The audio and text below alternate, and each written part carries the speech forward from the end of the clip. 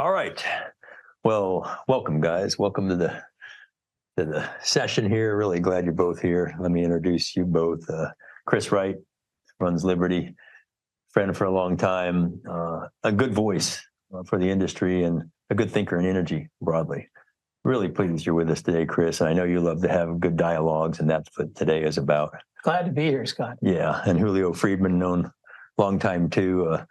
Julio is the carbon wrangler, but does a lot of things through the years, was in the Obama administration, DOE, academic, national lab work, et cetera. And long history in carbon sequestration, hydrogen, and many other things. So Julio, really glad you're here as well. This is a treat. Thank you. And I know you guys both like to discuss things, and it's important today, I think, because we're hearing so much binary dialogue out there. The good, bad, the clean, the dirty, the believer denier stuff, and not a lot of civil dialogue. Is it important? I mean, should we be having civil conversations these days, or is this okay? I think it's critical to have civil dialogue. How do you resolve an issue? How do you understand the trade-offs and understand people have different priorities and what's the pathway forward? I mean, it's just the lifeblood of a democracy, of a civil society. Mm-hmm. And sadly, it's been lacking. And as you said, there's been a lot of attempt to squelch that dialogue. Yeah. That's nuts, of course, but I'm thrilled to be here with you and Julio. Yeah, absolutely. Even more so, I completely agree. To provide lots of energy to lots of people, that's an important mission. To reduce emissions to zero as quickly as possible is an important mission. Both of those are team sports. You don't do this by yourself. You have to engage with lots of people. And if you're going to be successful, you have to understand their needs, their concerns in order to get to yes. Critical thinking, right? Does critical thinking involve discussion? Does debate have to be angry, or can it be, can we do it in a real way? Oh, of course, it can be thoughtful and civil and all that. And it should be about numbers and facts. Now, humans are dominantly emotional, right? Most people, we make our decisions and form opinions emotionally. Yeah. That's how humans work. But for critical issues like infrastructure that impacts people's quality of life, we can't get rid of it, but we got to put it to the side, and we got to talk about numbers and trade-offs and different values and different circumstances, and find a solution or a path forward that makes sense. Right. Hard to do, but it's critical that we do it. Right. I've perhaps incorrectly come to the conclusion that debate is actually an outmoded pathway. Mm-hmm. Actually, you don't browbeat people with facts anymore and try to shift minds this way. Instead, fireside chats, collaboration, direct engagement with people, one mouth, two ears is sort of the right way to go about this. So in addition to critical thinking and critical discourse, which I think are essential, I think active listening is sort of part of that, to really understand what is at the root of what people care about. And then based on that, there's room for agreement. How do you proceed? I don't want to put words in either one of your mouths, but what I think I'm hearing is, let's find some things we do agree on to start, and then we can start to work towards things we might not and figure out why that is. But at least there's some common ground in places, right? And I think most people I've ever spoken with, you can find that if you just look for it, spend a little effort. So let's do it. Let's talk about some things. Climate change, there's a good topic. We'll dive right into that. Mm-hmm. Adapting to climate change, mitigating climate change. Is it either or? How should we be going about this? What's the thinking? So I like John Holdren's framing on this, former chief science advisor to President Obama, currently at Harvard. He basically said, we will do three things. We will mitigate, we will adapt, we will suffer. That's the mix. And what the mix of those three things is a function of what we choose to do. And the less mitigation and adaptation, the more suffering.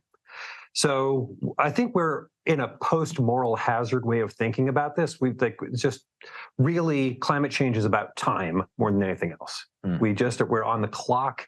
There's emission stocks in the atmosphere, and they're staying there. And they're growing. So you've got to do something quickly. And as a consequence, it's not about the optimal pathway. We should get beyond what we should do and instead think about what we can do. And because of that, we can do a lot of mitigation. We can do a lot of adaptation. We can do a lot to minimize suffering. Mm-hmm. It turns out that all of that is straightforward and all of that's really hard. There's nothing simple about anything I just said. Or cheap. Or cheap. Yeah. Thoughts, Look, Chris? Julio and I are both anti-suffering and pro-rational thought. We agree on a lot of stuff, of course. But I think you got to always look back at the past. We don't know the future. Or people love to pronounce things about the future. But let's look at what's happened, right? In the last century, how has adaptation gone? Sea level rose a little less than an inch per decade in the last century. It's on track now for a little over an inch a decade. We've warmed a little more than 1 degree C. At the current rate of warming, we'll probably warm a little more than another 1 degree C. Over what period of time again? By the end of this century. Over the last 40 years, we've had a relatively 0.14 degrees C rate of warming. So what has that 1 degree C and 9 inches of sea level rise done? Of course, it's been the century of the greatest human progress by far ever. We've lifted people out of poverty. We've doubled human life expectancy, planes, trains, and automobiles, and human liberation, as well as economic growth. In the rich world. Well, actually, we've had a huge poverty reduction in lower income countries as well. First in Asia, first in Asia, then in Latin America, a little bit happening in Africa, but not nearly enough. Oh, we still have tons of energy poverty. We're not done. But the last century has been a great century for adaptation. And what about mitigation? We've had this movement for energy transition began maybe 30 years ago at the Rio conference. We're coming up to 30 years of the IPCC. And I would say the mitigation record so far has been an absolute disaster, right? We've spent $3 to $6 trillion of subsidies and mandates. We've changed the makeup of hydrocarbons in the fuel thing by 2 or 3%. We're at record demand for coal, oil, and natural gas today. Globally. We haven't replaced globally. We haven't replaced any meaningful amount of hydrocarbons in the energy. In fact, I would say less than zero. But that 3% penetration of wind and solar has raised electricity prices, destabilized electricity grids. It's pushed energy-intensive manufacturing jobs out of countries that have gone that pathway and to countries that have not gone that pathway. We're closing down natural gas-powered factories in the developed world and moving manufacturing to Asia where it's powered on coal, and then bring it all back on diesel-powered ships. So mitigation, I love the idea, and Julio and I are both technology guys. But to date, I would say that the track record's been disastrous. We've spent trillions of dollars and had negative economic value and a trivial change in greenhouse gas emissions. I'm sure Julio's going to violently agree on this. Yes, I'm grateful that we found strong points of disagreement now. Factually, I can affirm a lot of the things you've said. I think, however, you're underselling the risks and the damages for climate change. The climate models that we put forward have made valid predictions that have proven true. And uniformly, they have underestimated the impacts. They have underestimated the rate of change. They've underestimated the damage. And we're starting to live through that now. There were 33 million people displaced in Pakistan just last year from a combination of heat waves and floods. It's not a trivial thing. And the impacts of that are going to be much larger, actually, than the $3 trillion of incentives that you laid out. Is that just from climate, other things? As completely factual as we can be here. The science around attribution of climate change has gotten very, very good. It's gotten very, very firm. And the people who do this are very serious and careful about their work. We know that there are fluctuations in the climate system. We have a good understanding of what the range of natural fluctuations was in the past and in the present, and we have a very good understanding of how those are being pushed in a particular direction because of greenhouse gases. The other thing I would say, and this is in part in agreement to Chris, we have not had any energy transition, zero. We've had energy addition. We've just added a few low carbon sources, which is great. But a lot of those incentives have done some rather miraculous things, including the profound cost reductions on a whole basket of technologies, including efficiency technologies like LEDs.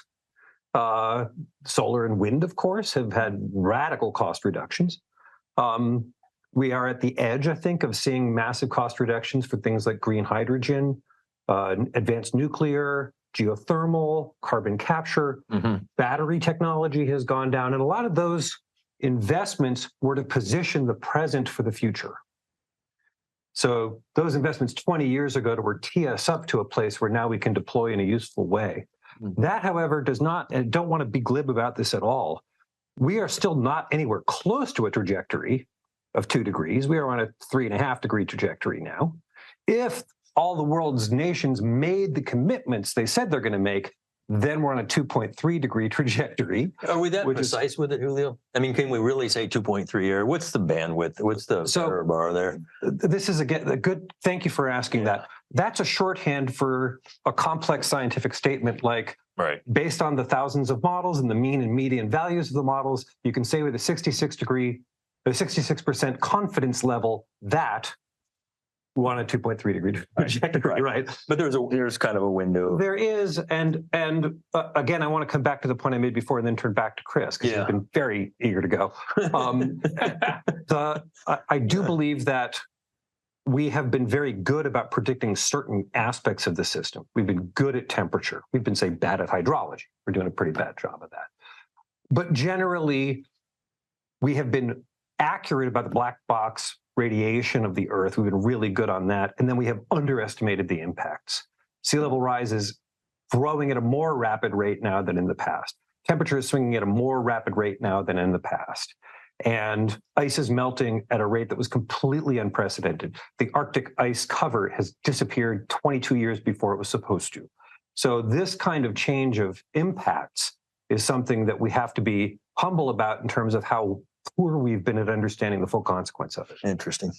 Wow, yeah, so very, very different perspective there. And first of all, I'll just reference the IPCC. We've seen no increase in the frequency or intensity of hurricanes, tornadoes, floods, or droughts. That's just the facts. So, as Patrick outside of a historical window. A sort of historical window of variability. The only one that has really any observable trend at all is tornadoes, and they're going down. Nobody really knows why, and they're going down modestly. But extreme weather in general, we've seen an increase in heat waves because the planet's a little bit, if you're 1 degree warmer and you define a heat wave a certain way, of course, you're going to get more of those. But 5 to 10 times more people every year die from the cold than die from the heat. So this is actually, that modest warming is actually a net saver of humans. And it's actually a meaningful number in that. In fact, just last year in Europe, just this last winter, because of their energy policies driving up the cost of energy, by their own public health estimates, 66,000 excess deaths because of low-income elderly people unable to heat their homes to a safe temperature. So the costs of our climate mitigation things have been large in human lives. I think the natural impacts, not so much. There's a lot of fear-mongering there, but the data doesn't back it up. Is that because we're able to adapt better to them just because we're advancing our capacity to shelter ourselves and cool and warm ourselves, Chris? I mean, are those human lives being saved because of technology, those who have access to it? 100%. 100%. Okay. We went from 500,000 per year deaths from extreme weather events. Now we're just over 10,000. So a 95% decline with a quadrupling of the human population. This is not the disappearance of extreme weather. As I said, it's had no meaningful trend at all. It's just more energized, wealthy, better off people and technology. We know when storms are coming. We can build stronger houses. We can evacuate people better than we could before. So yeah, this is technology and wealth that's making our society more resilient. And I'm with you, Scott. Everywhere is not, everywhere is a little more resilient than it was, but a long way to go. And the pathway there is to better energize and raise the incomes of the low-income parts of the world. We made a film, Switch On, our second big documentary that looked at energy poverty around the world. Went to Ethiopia and Kenya and Nepal and Vietnam, Colombia. And, the challenge, of course, is the human growth rates are accelerated in poor countries. And so the number of people that are there, and many of them aren't equipped to adapt to things like this. And so as we think about these bigger global issues, the human flourishing part always looms large in my brain. All humans, not just the rich ones. Yes. When we sometimes lose sight of all these things. It kind of leads me to the investment strategies, the technologies. Is it, again, I'm framing these as either or, but usually they're both. But is it private sector? Is it public? Is it government money? How do you play all this out as we look toward that adaptation and mitigation component of addressing climate? I'm going to say something brief, then pivot back to Chris, and then hopefully Ryan will Sure. get back. Sure. There are a bunch of things for which the private sector is extremely well configured to do right now. And it's largely doing them, actually. And it's doing them at an accelerated rate, in part because of policies and subsidies and incentives that have made that more attractive. So I don't think there's any world in which this is entirely done by governments. The private sector has a huge and central role in bringing wealth to people and bringing energy to people. To scale it to markets. To scale it to markets and to do the adaptation mitigation we need. I'll come back to sort of the ways the government could do more around that, but let's start with... No, I totally agree with Julio on that. The private sector can deploy and allocate resources and build systems and do all that, where I think a key government role is in the basic research. What Julio's doing in carbon sequestration, on next generation nuclear, on next generation geothermal, technologies that can play a meaningful role going forward. The government should invest meaningful resources. And how can we push these technologies to make them better, cheaper, more reliable? 100%.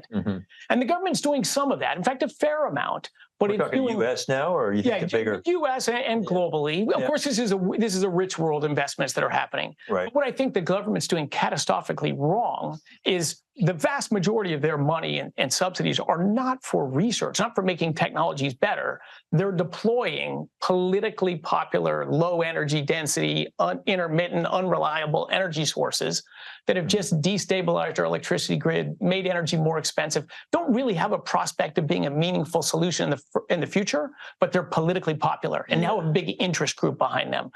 Let the marketplace do that kind of stuff. Let the government subsidizes things that are politically popular, not technically viable or better solutions. So we're going to have to disagree on a lot of that. And I want to put that focus really in the context of the developing world, because we're starting to see a lot of South-South investment. India is putting $8 billion into a green hydrogen project in Egypt. They're not doing that because of subsidies. They're doing that because the technology has gotten super cheap. They can deploy at scale quickly. And that will bring fertilizer and food to the Middle East and Northern Africa. That will bring wealth to both nations. That will decrease their dependence on hydrocarbons. And actually, even though Egypt produces hydrocarbons, they're like, we think that's a good idea. In the wake of Russia, Ukraine, increasingly, they're like, perhaps alternative fuels could be a useful thing to do. That is not about a government incentive package. That's about creating wealth around the world. And Japan's doing the same sort of thing in Chile. We're seeing massive investments in Namibia around the same sort of thing. And actually, if anything, it's too small.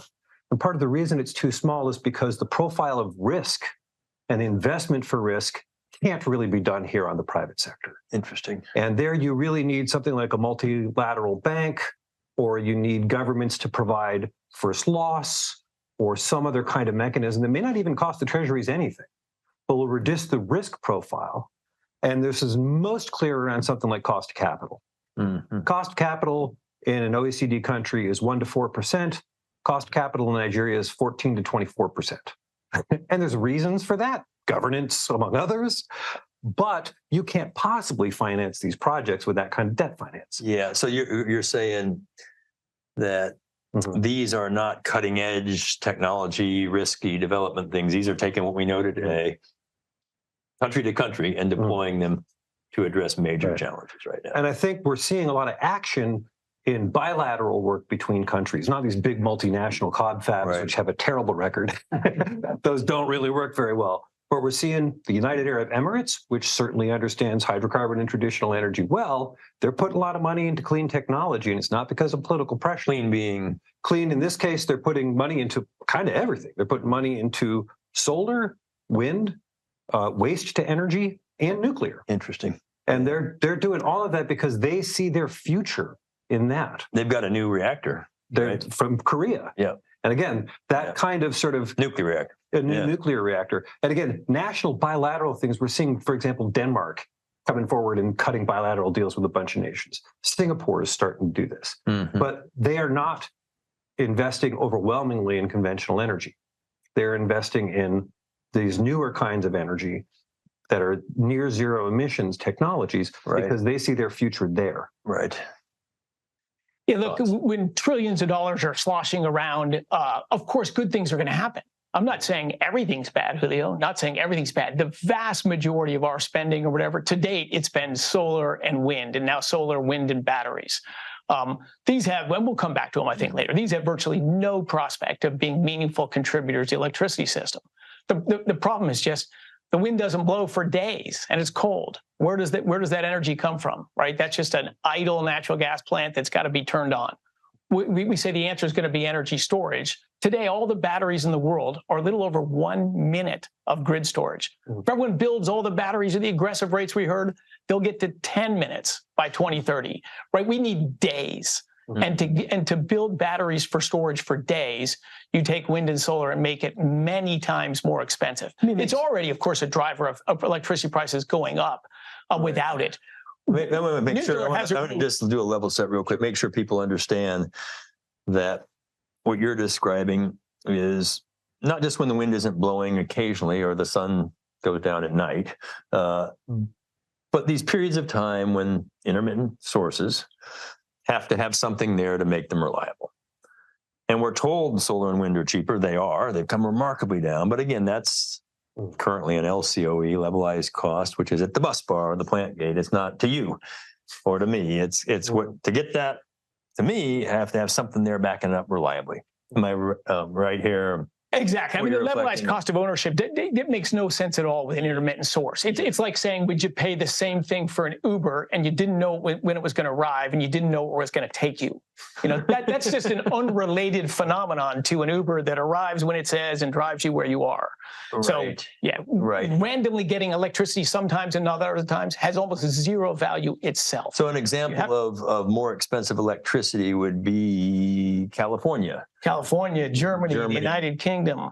Even though there's a lot of wind and solar in the systems, to get it to the consumer costs more money eventually. And are you okay with that? So first of all, I was going to agree with that. Okay. You beat me to just it. asking. That this is a common fallacy that some have, which is that because renewables are cheap, therefore deploying more of it makes electricity cheaper. No, we have not seen that actually. Yeah. And in a lot of these places, we have built sort of these Rube Goldberg systems, which have not worked particularly well and have yielded increased costs. And again, often those costs land on the least able to pay. They land on the poorest people who have the hardest time doing it. They are regressive. Yeah, they are regressive. And I don't want to speak ill of electric vehicles because I think they have a real present and a real future. But to date, that has also been the case. To date, electric vehicles have been subsidies to wealthy people, and poor people do not have access to those. Even with the subsidies, they still don't have access. They have a role to play, but not the only role to play. Is that what you were saying? Yeah, this is again a team sport. Yeah, everybody gets to work on this, and it also means that there is no one silver bullet. There's not even silver buckshot. There's a bunch of big howitzer rounds that we need, which is good because we're not trying to kill werewolves, right? They don't need silver bullets. We need to, however, beat things back in a rather precise way. Right. I also want to make sure that people understand. But when I'm talking about this, I'm not just talking about the U.S. and I'm not just talking about electricity. 20% of our total energy, electricity. Right. There's another 80% sitting out there, right? So I think about how do you decarbonize steel mills and cement plants and chemical plants. I try to think about how do you decarbonize the food system. That's wicked hard. And you cannot actually do that with solar power and batteries. No. But again, because of our past investments in RD&D and because of our current incentives, we're seeing an emerging solution to the long-term electricity storage case that you mentioned. And it'll take just a minute to get through this. Here we're seeing hydrogen storage really emerging as its own thing. Hydrogen storage, to your point, they're building one single plant in Utah, and they're making a salt cavern underneath it to store hydrogen in it.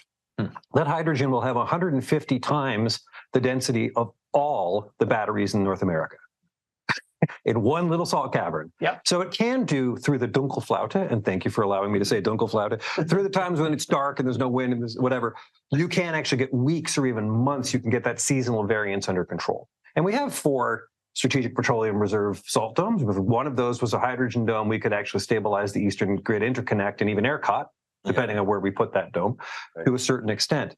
But that is pricey.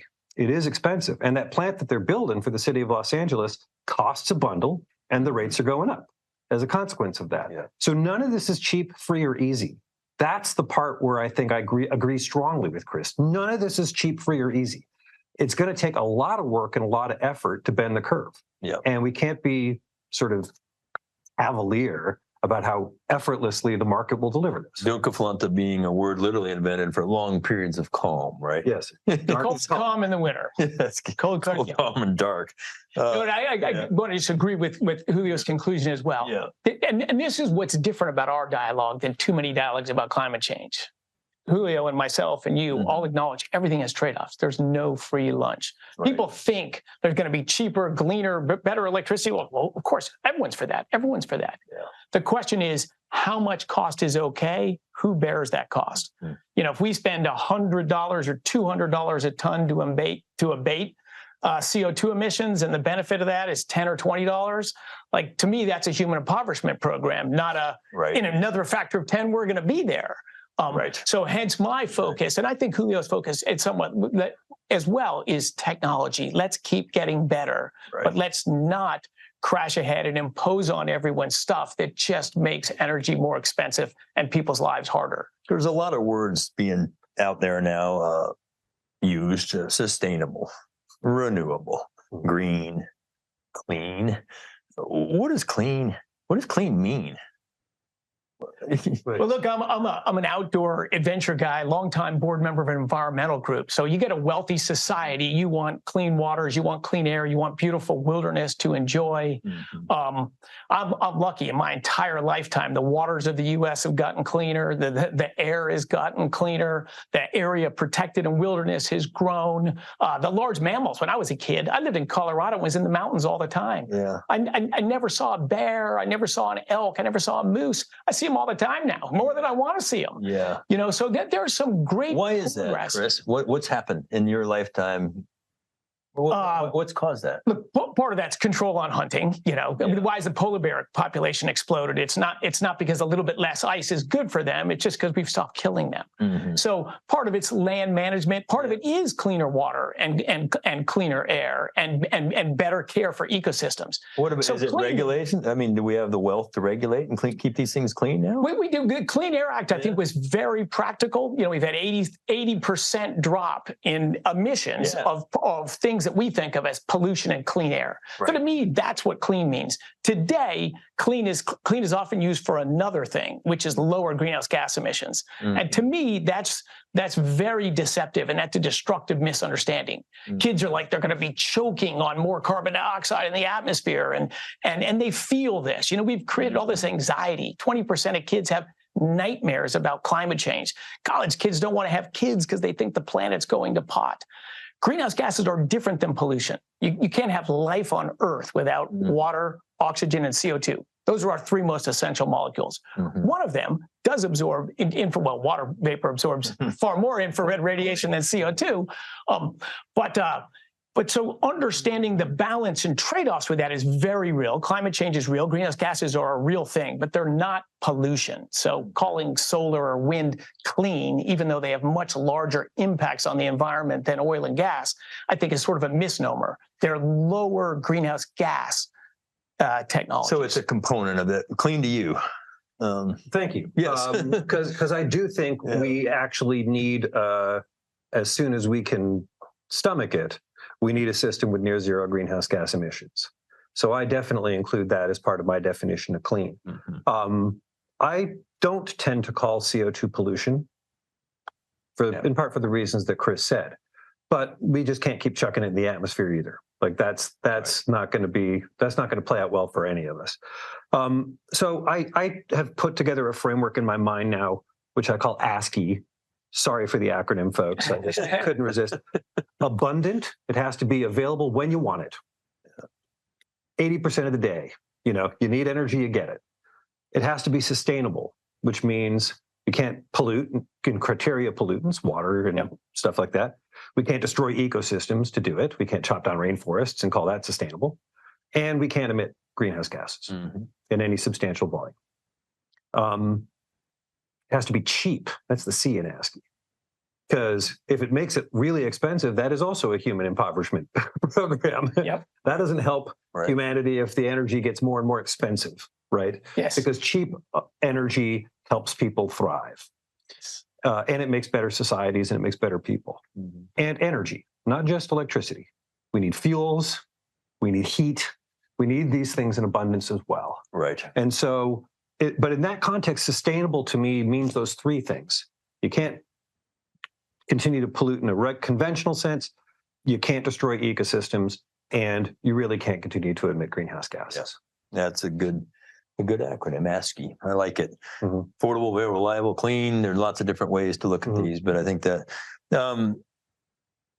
should nuclear play a role here? Does nuclear Well, have that's a hell yes. That's a double hell yes, I think. Hell yes. Hell We're just moving on. dispatchable, high energy density, works in all weather conditions, and you can get a large amount of power on a small land impact. Yeah. It would be clean in my definition of Nuclear. clean. Yeah. Yes. Yeah, okay. Small land impact, huge scaling ability of it.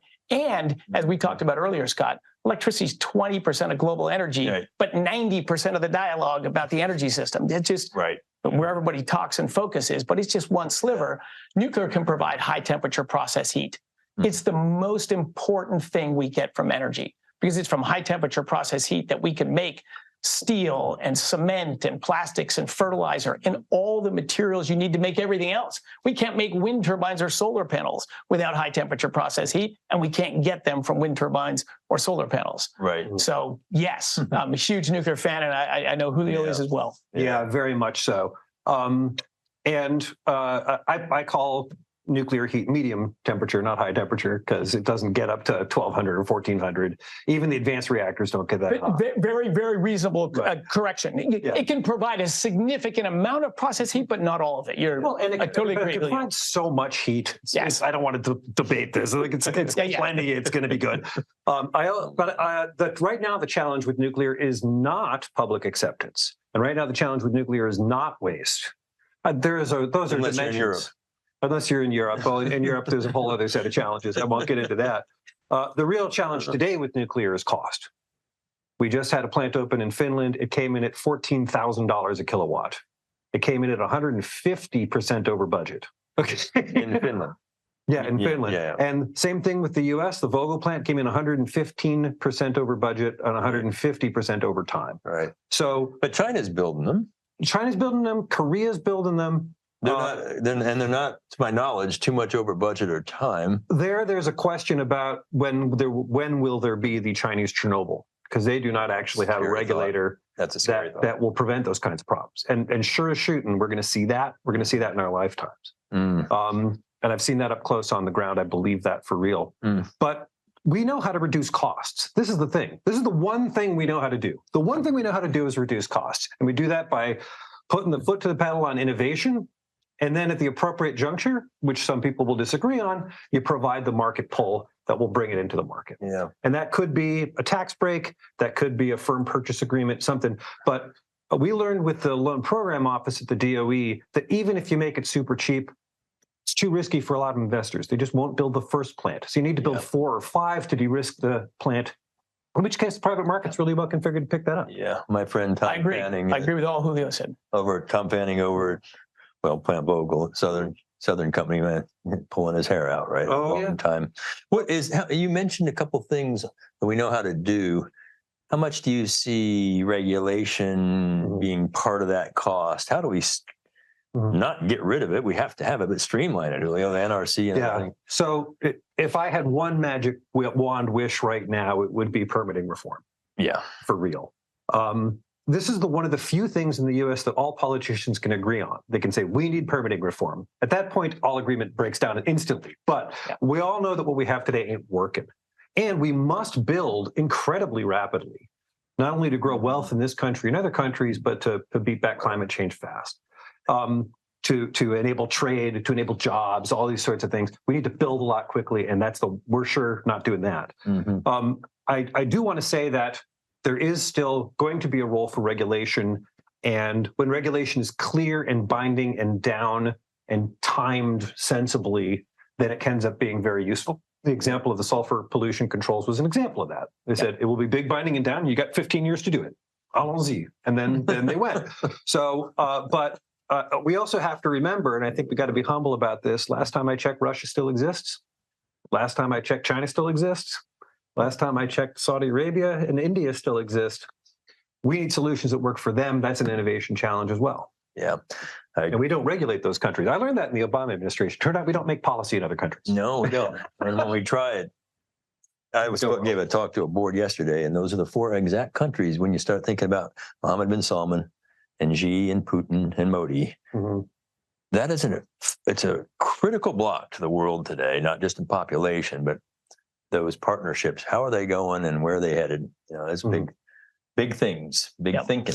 And I agree with Julio's comments there as well. I traveled in Europe when I was young, and college break. I backpacked around, spectacularly beautiful architecture, art, buildings. Look, this is the birthplace of the modern world.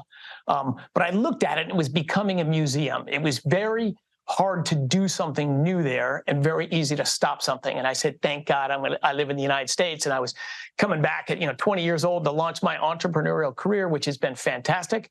But I look at it today, and boy, we've gone past where Europe was then. They've gone further. We don't have the nice museums, the nice cathedrals. So it's very hard to do something today. It's very hard to do anything today. So to build transmission lines, to build huge wind farms or solar farms, or get new permits for oil and gas wells, or to build a nuclear power plant, or to resource manufacturing here, talking about the geopolitical challenges, to build more of that here. Like, everybody agrees they want it, but it's so easy to stop something. And all it takes is a small number of people that just use litigation and permitting, and abuse of NEPA. Right. And it's because if you can delay something for a decade, you're going to kill it. You can't not like everything. Yes. Right. And I mean, you can, but that's not productive. Here we are when that happens. You got to be in the solutions business. The solutions business means building things and doing things. Yes. And if you can't build and do things, we're not getting very far. Right. Yep. In that context, I think there's 3 big levers we need to pull. Innovation's one of them. We talked about that already. Infrastructure's another one. Mm-hmm. We do not have the infrastructure we need for this. We got to build transmission lines. We got to build CO2 pipelines and hydrogen pipelines. We got to build fueling infrastructure. We got to retool our ports. We got to do all this stuff. Nuclear power plants, all of these things. Mm-hmm. And that infrastructure is going to be critical, not just here, but everywhere. The Port of Santiago in Chile is building itself out. The Port of Lüderitz in Namibia is building itself out. And the Port of Rotterdam is not. Unless they build that infrastructure, they actually will be hard-pressed to keep costs down and to make that transition. Right, interesting. As we think about large energy companies globally, oil and gas is not evil everywhere. In fact, there are a lot of places in the world that bus kids to oil and gas conferences because it's a remarkable career and great opportunity. And many countries in the world are still building. Mm-hmm. They're coming out, emerging from poverty. They're starting to, economize, if you will, and they need oil and gas, and they know it. Globally, as we think about this, what role the oil and gas companies have to play in decarbonization, not just providing energy, which I think you all have agreed, but actually, what do the big energy companies do? The oil and gas companies, what's their role in all this?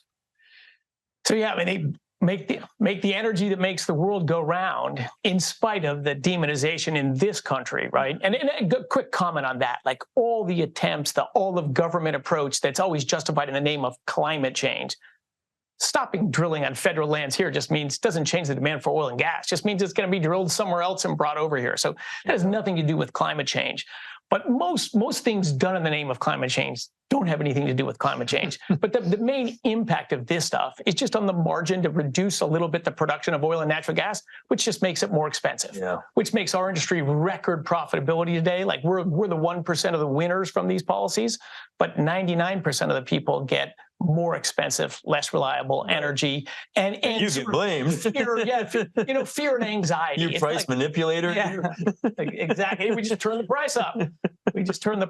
On a globally fungible product. But so if it would, if politicians were focused on climate change, right? You always got to look at the numbers. The biggest source, the United States has reduced greenhouse gas emissions far more than the next 3 or 4 or 5 countries combined. And the biggest needle mover by far, a little over 60% of that entire reduction, is just the displacement of coal, the displacement of coal by natural gas in the electric sector. Greenhouse gas emissions in the U.S. today on a per person basis are lower than any year since I was born. Right. So the big needle mover has been us, but that's local here in the United States. And fortunately, it wasn't done for a tax or a policy mandate. It was just natural gas became cheaper. It is cleaner burning, so there's less pollutants in addition to the reduction in greenhouse gas emissions. So SOx, NOx, mercury, particulates. Exactly. So okay. it's been a positive for our country economically and environmentally, but it's all been driven by market forces. I'm never a guy who bashes coal. Coal is the biggest source of electricity on the planet. We still have 2 billion people with either no access or poor access to electricity. God bless coal. That's the transition from wood or dung up there. But in wealthy countries with infrastructure, coal is going to be replaced by natural gas and nuclear. Yeah. So our industry has been a big driver of that. But of course, you don't hear about that in a greenhouse gas emissions world. Mm. And we're producers of energy. My company is involved in this next generation geothermal. Right. We think that's an exciting technology. We're going to produce firm, low carbon electricity in the Western United States. And that's going to start sold into California, but that'll go elsewhere. So, we're energy people who have taken risk and deployed capital and do math. Right. So that's an opportunity in an energy set, but most of the politicians and policy don't involve any of those gas things. Replacing coal, geothermal, what else? What oil and gas companies? So there's a lot that oil and gas companies can do. A quibble, though, before I go, which is that while I agree about your numbers and the trends down and the role that gas played, to say that happened without policy is inaccurate. Because certainly in addition to the investment in innovation, which the government made for a solid 30 plus years with things like the Eastern Shale program and stuff, there was also an unconventional driller's tax credit, which ended up actually getting a lot of wells drilled and allowed companies to take more risks. That eventually sunset. That was good policy design. But it did play a critical role on getting the gas into the market, as did things like the Gas Research Institute, which was a surcharge on gas transmission, which then led to more reasons. Privately funded by the industry, not by the government. Privately funded, but through a widely accepted surcharge policy that states approved. Right, voluntarily subscribed by the companies, but yes. I want to come back to your main point, though. All right. But before you leave it, keep your thought. But sunsetting things is important, isn't it? Yes. Okay. One of the things that, so I have a quibble with some of my friends who are real enthusiasts of renewable energy. Mm-hmm. I am also an enthusiast about renewable energy. Mm-hmm. But when they say solar and wind, onshore and offshore wind in particular, and they keep saying it's the cheapest power out there, I'm like, great, so it doesn't need any more incentives, right? And then they're like, oh, no, not so fast. Because in point of fact, to deploy at the rate we think we will need, we do actually need more incentives. Mm-hmm. And as Chris was saying correctly, doesn't always run. So you end up having to firm it with other generation of some kind, often an emitting kind, in order to make it work. So again, it is all hard. It is all pricey. It is all complicated. Mm-hmm. And I will double down on what Chris said. Yes to numeracy. Can we please get some more numbers into these conversations so that people can be accurate about it? Yeah. But to the role of major oil and gas companies, let's start with a quick pause. I think your audience knows this, but only 15% of the oil and gas in the world is produced by the major oil and gas companies. Almost all of them are produced by national oil companies. So major companies, the international oil and gas, so the Exxons, the Chevrons, the Totals, the BPs, the Shells. But instead... How much, what percent? 20? 15. 15%. Right. Okay. Whereas the national oil companies like Saudi Aramco, ADNOC, PetroChina, Petrobras, Petronas, these guys produce the overwhelming majority of hydrocarbons in the world. And pleasantly, they are also getting more involved in the energy transition. And Sultan Al Jaber, who is the head of ADNOC in Abu Dhabi, as well as hosting COP28 in Dubai this year, has said pretty clearly, we must do, among other things, carbon capture. Mm-hmm. And that's a way to get the energy benefits out of hydrocarbons without the emissions. Okay. And he's bet pretty hard on that. Yep. That has caused consternation from some of our friends. Yep. But in point of fact, I think that's fair and accurate. That is by far not the only thing they can do either. And we're seeing a lot of energy companies getting into the hydrogen business on this basis. Yep. And that's pretty straightforward. For most energy companies, fuel is a good business and electricity is a bad business. and they would rather be in the fuel business. And so something like hydrogen or sustainable aviation fuel or methanol or ammonia, all of these alternative fuel possibilities, that starts to look like a fuel business to them, and they can see a future for themselves. Right. Energy companies are also good at managing big projects. Who out there is going to deliver a $2 billion project? Not a lot of groups. They are really deep technically. Engineers of all kinds, project managers of all kinds, scientists like earth scientists and chemists of all kinds. We're going to need that knowledge and expertise. Right. And the workforce, the welders, the electricians, all those people who build things and deploy them work in energy companies, in the utilities, as well as in the oil and gas companies. Don't let me put words in your mouth here, but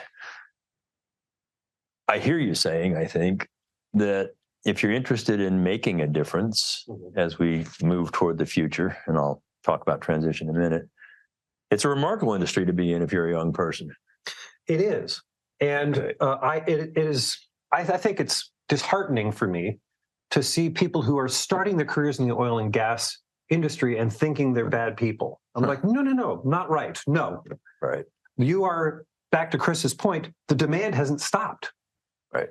And if you don't feed that demand, prices go up, people get poor, you don't have transportation, you don't have heat. Like, you need to create the energy and put it into the world. It is also the case that because people entering this industry have a different perspective, they can start to imagine a future in which their industry thrives and in which they are causing less harm globally. And they are making a difference by being in that. You use the word transition. I've defined that for a long time now, but today it's really energy addition, which we've talked about, and emissions reduction. Addition plus emissions reduction. Is that fair?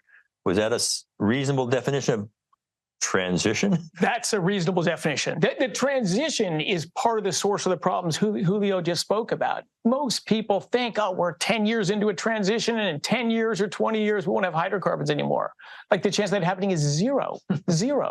They think it's halfway through it or a third of the way through it. Yeah. But no. I mean, we've gone from 86% fossil fuel energy, hydrocarbon energy, to a little less than 84% in the last 20, 25 years. And Chris, that's not a transition. That's just dishonest. And that's percentage terms. In actual units, we've increased them because there's more demand for energy globally. Record demand for coal, natural gas, oil. That's the fastest growing energy source on the planet by a long shot. Is natural gas. Yeah. I thought it was wind or solar. Well, percentage basis, small amounts of energy growing fast. The incremental new energy that's lifting people up out of poverty and allowing people to energize things they didn't do before. Natural gas is killing it. It's by far the fastest growing source of energy. TCF, exajoules, quadrillion BTUs, MBOE, whatever you want to measure it in. Yeah. It's a big number.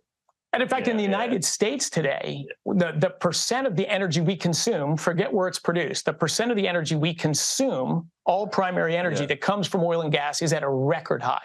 70% of all the energy consumed in the United States comes from oil and gas. That's not even counting coal. That's a record high. Yeah, because of gas replacing coal in the power sector in a big way. Let me add just a little bit of what Chris says. Essentially, food is made out of natural gas too. Yes. Food is made out of fertilizer. And 80% of the fertilizer in the world is made from hydrocarbons.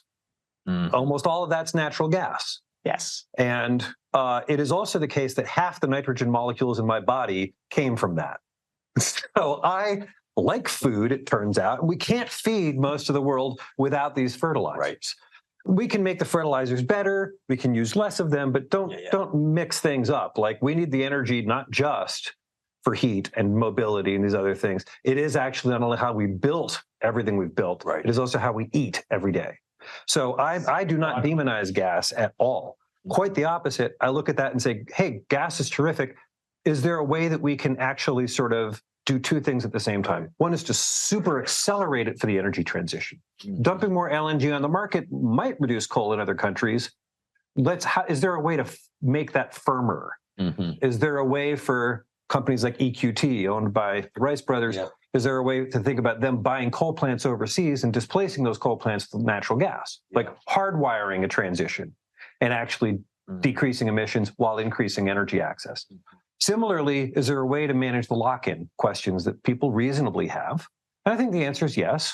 We have 3 different ways to manage lock-in. We can do carbon capture where we can do it. We can't do it everywhere, but we can do it some places. We can repower with hydrogen. We can do gas blending and turbines up to a very high level. And there are fully gas turbines, and there's also fuel cells and stuff like that. And we can shut stuff down. That's the list. The list is carbon capture, hydrogen, and shutting stuff down. So out of those, I like the first two a lot better than the last one, because the last one actually, again, impoverishes people in terms of energy. It steals opportunity for a better future associated with industrialization and hospitals and education and all these other sorts of things. Right. So Julio, great words. And let me just ask you to elaborate a little bit on that. So obviously great for my industry that we're going to replace coal plants overseas with natural gas exported via LNG over there. But when you transport the natural gas across the ocean, it well more than doubles the cost. You're in a different marketplace. It might be 4 or 5 times more expensive.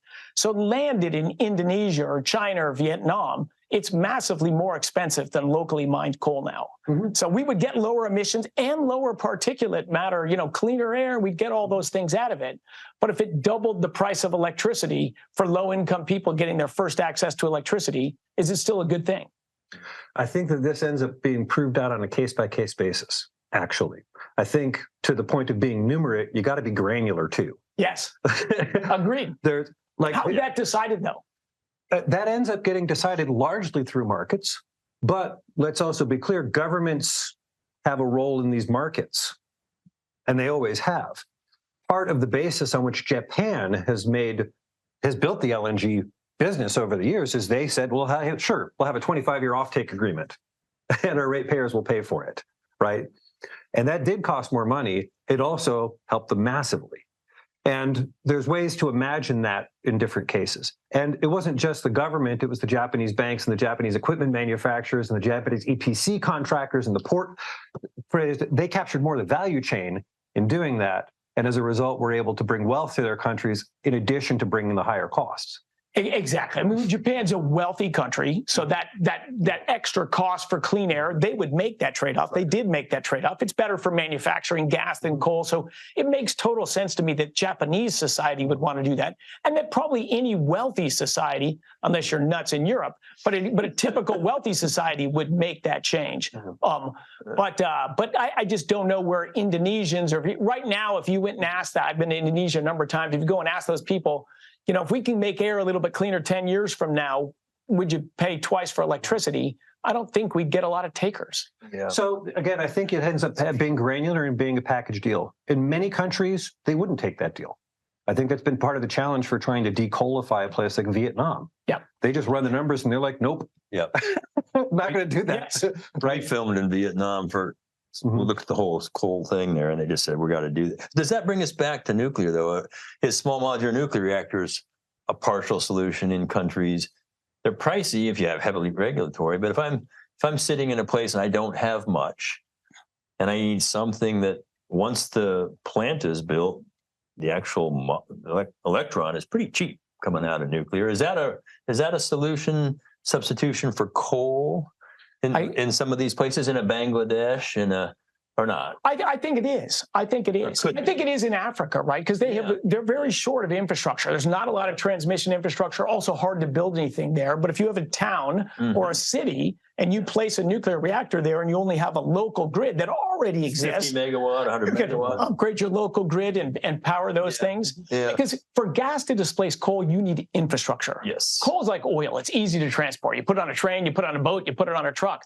Natural gas, when you have a pipeline infrastructure in the U.S. and Canada, it's fantastic. It's cheap too. But without that infrastructure, exactly. well, fortunately, we already have them. But other countries, India, for example, you mentioned India and hydrogen, and it's true they're putting eggs in many baskets, but by far their biggest basket is natural gas. They're building the infrastructure to move natural gas around their country. And a lot of coal. Get cleaner. Right. Well, coal is what runs them today, but they're looking ahead as like the biggest replacement of coal is natural gas in their plan. But that will take a long time. It will drive price up, but it'll bring cleaner air and it'll be better for manufacturing. Well, but India is a really good example because there's 3 bogeys they're chasing at the same time, and that's why LNG imports work for them, actually. One of the bogeys they're chasing is food. They want their own domestic fertilizer industry, and the gas is their ticket to that. Second, they have incredible renewable resources. not just solar and wind, but hydro as well. Mhm. Yeah. And they are certainly doing nuclear and more of it. Mhm. So all of that sort of makes sense for them. And then third, natural gas allows them to accelerate their industrialization. It's not just a question of Exactly. energy to people. They can have more refining. They can have more manufacturing. They can have more steel mills and chemical plants and cement plants and all these other things that would also run with a gas-based fuel. Right. Absolutely. This brings Absolutely. it maybe to solar and wind, I think, Mhm. and batteries. Where does it make sense to accelerate solar and wind? You've said earlier, and again, don't want to put words in mouths, but you can't do it all with solar and wind. We get that. It's intermittent, blah, blah, blah, blah. Has a role to play, though. Certainly, first electron, I brought first solar to Conchuqua, Colombia. 8 days, we sat there without electricity and put in a 3.5 kilowatt array to power 6 mud huts, and it wouldn't even power half my house. Mhm. But man, it changed lives, or at least it started to. Where does it make sense, and how do we accelerate that? Has a role to play. So I worked on solar energy almost 40 years ago. Yeah, the remote off-grid application I love. You could charge a cell phone. In Kenya, everyone's got their money, M-Pesa, on a little tiny cell phone. Very, very low-income people have cell phones. You Right. can charge a cell phone. You can have light at night. That's awesome. But it's not enough energy to raise your incomes, to really change the game, to manufacture anything or do Get do you that. started. Yeah, right. It's a piece. But I see roles for solar going forward. I think it will grow. Both of them will grow in the medium term, but I don't think they ever become meaningful players in the global energy situation, because to do so, we need a series of miracles. Number one, we got to solve the energy storage problem. Yeah. As he said, to store a few hours, you've doubled the price. To store what you need, a few days, that's just not going to happen. Right. You need to have a change in mining globally, right? To go from the tiny amount they are today, and this is for batteries is even more than it is for wind and solar, but for all that system together, we just need an explosion in minings and production. Mining is glacially slow, 16 years from finding something to permit it. And in the US, we're getting slower than that. We're not permitting stuff we could mine right here. You're from Colorado. Aren't you going to crank up the mining in Colorado, Chris? No, Colorado. I would love it. I would love it. So look, we would need an explosion in mining or resources falling from heaven, from the moon to do it. We would also need a dramatic change in attitude of people, right? Mining and solar just use massively more land. So there's way more land conflicts there are for the tiny amount of energy they produce than for oil and gas.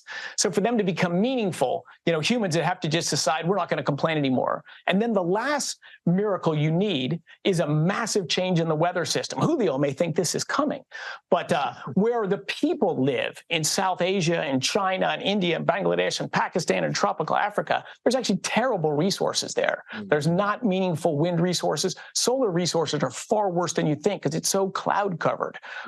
So there's, like the United States is Shangri-La. We have a big wind corridor. We have awesome deserts. Europe is the gold mine of wind resources. So the renewables are being deployed now in like the perfect places for them in actually lower population countries.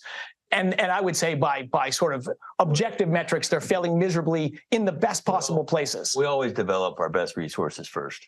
Yeah. They're the most affordable. Great sun, great wind, et cetera. But you said they make sense in places that don't have much currently, and there is a large demand, still a lot of people on the planet without much. Yes.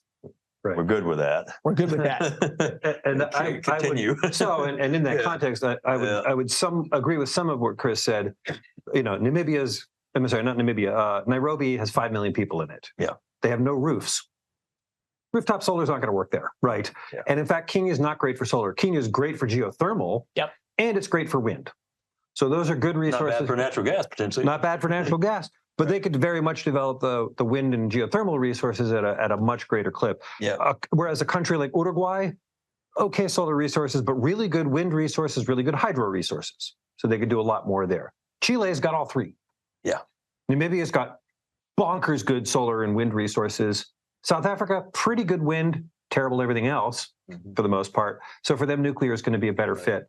And to India, which I think we're going to just as a community keep coming back to India over and over again for very good reasons.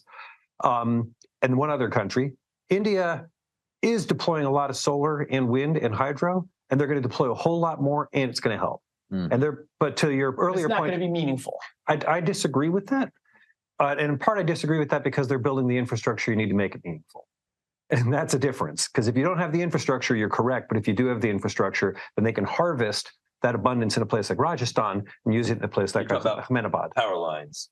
In that case, power lines. But they're also looking at building gas infrastructure the other direction. They're also looking at building a hydrogen infrastructure from the deserts into the other places. So it's actually a pretty interesting mix of stuff. Right.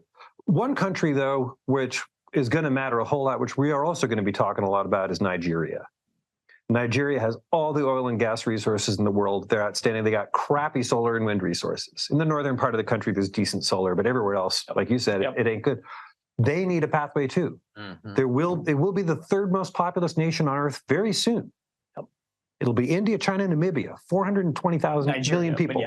Nigeria. I'm sorry, I meant Nigeria. Thank you.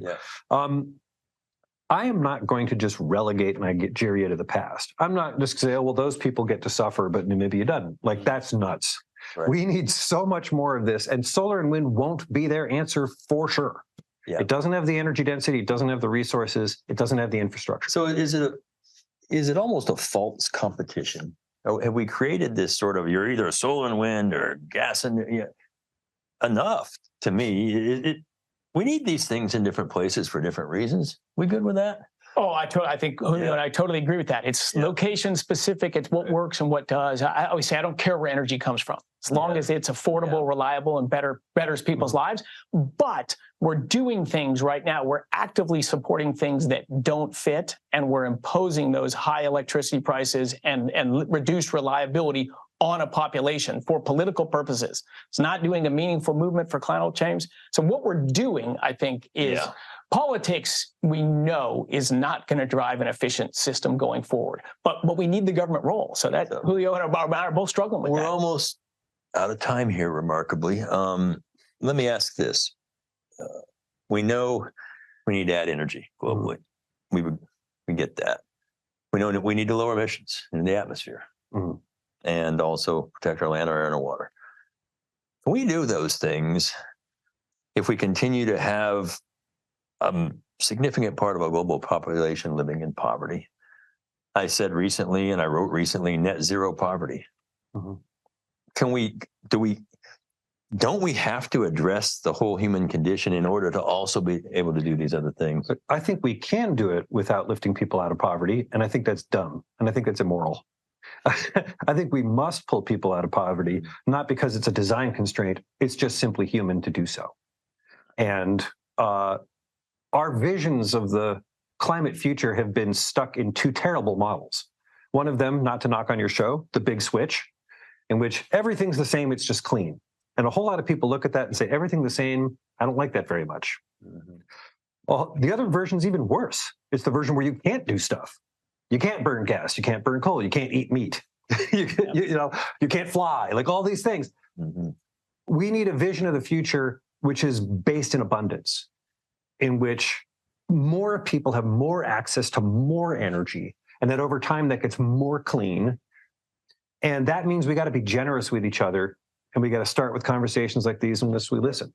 I think Energy Switch is heading that way, our PBS show. I mean, I think we really are trying to understand those things, thanks to good thinking. Chris, same. Yeah, it's a good summary from Julio. Look, we care about energy because it impacts everything humans do. It's why we doubled our life expectancy. It's why we have modern medicine. It's why we can travel and visit our relatives and live these wildly different lives. You cannot live a healthy, long, great life without significant energy resources. That's number one. People need affordable, reliable energy, and we need more energy. On top of that, we'd love to have better energy, greater energy density, smaller impacts on the environment, including lower greenhouse gas emissions. The long-term vision is the same. Just my view is to do this credibly without the massive destruction we've done in the last 20 years for almost no transition. They're trying to double down on that. Reality is, I think this energy reduction in greenhouse gas emissions, getting to net zero, that probably happens, but that's probably a century away. That might be 2 centuries away. And I think we're going to find out, look, the greenhouse gas emissions are logarithmic effect. Like It's very hard to find something negative that's happened so far. I'm sure some will arrive, but look at the real data on climate change. Look at the economic work of the IPCC. This is a slow-moving thing. It's a real thing, but is it a crisis? Is it the world's biggest challenge today?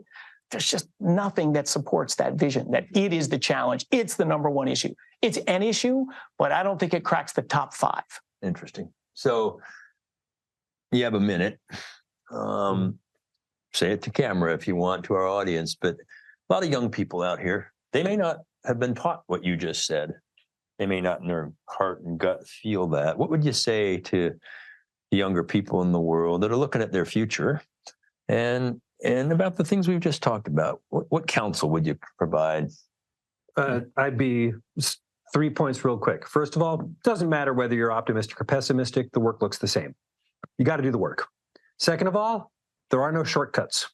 You got to be numerate. You got to know stuff. Mastery is the way out of this, not shrillness, not passion. Passion helps, but it only helps so far. You got to be good at what you do. You have to be masterful and understand it. And last but not least, we now have technology, we have finance, we have market aligning policy. We're starting to get ambition around it. We still don't have the generosity of spirit that we need to get there. So I would encourage you to be actively generous with each other, because that's the only thing that we're really going to need to pull human beings up and to pull carbon down. That's really well said, Julio. Thank you. Chris? Great words, Julio. I agree with those philosophical words from Julio. Energy matters. It's the infrastructure of everything else in the world. Going into the energy business, you can't be in a more important industry. Facts matter, numbers matter, trade-offs matter. As much as emotional as we are, follow the data, follow the numbers. You're in an industry to better lives. There's no more noble industry you could work in. Keep bringing it. The world needs it. And let me just wrap up by thanking both of you all. It's been a remarkable conversation that we've had. And I guess I would add humility and recognize you're a bridge. You know, we're all just a bridge to the generation that went before us, the one that's coming behind us. And it's a big responsibility for all of us. So let's figure out how to find some humility, work together, and really solve these problems. I know you can do it. If we really think about it and have the factually complete information in our hands, if we have all that information, and we're going to solve this, you're going to solve this, and I need you to because I'm getting old. So really thanks for paying attention today, for listening in. You guys, remarkable dialogue. Thanks so much, Chris, for being here. Super enjoyed it, Scott. Julio, This was a treat. Thank you. All right. Enjoyed it, Julio. Great dialogue. Right back at you, sir. Enjoy you. Thank you.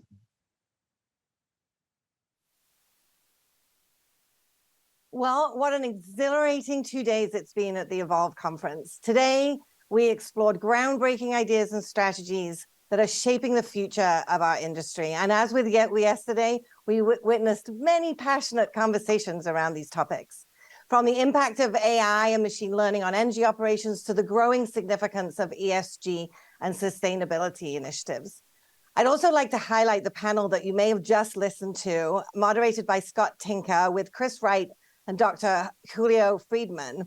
I personally was captivated by their visionary insights, but most importantly, this notion of keeping this dialogue open. We also had some other great panel discussions on emerging technologies, renewable energy integration, and the role of digital transformation on creating our future. This has been an incredible opportunity for us to come together as a community and share our experiences. And that conversation does not end today. It's just the beginning of a powerful movement. So please keep connected with Enverus and our community and continue to network with the professionals that you've heard from today. Finally, of course, I want to express my heartfelt gratitude to all of the attendees, the speakers, and our team who made all of this an overwhelming success. Thank you. Your active participation and thought-provoking contributions have made this conference a truly unforgettable experience. So farewell, let's continue shaping the future together.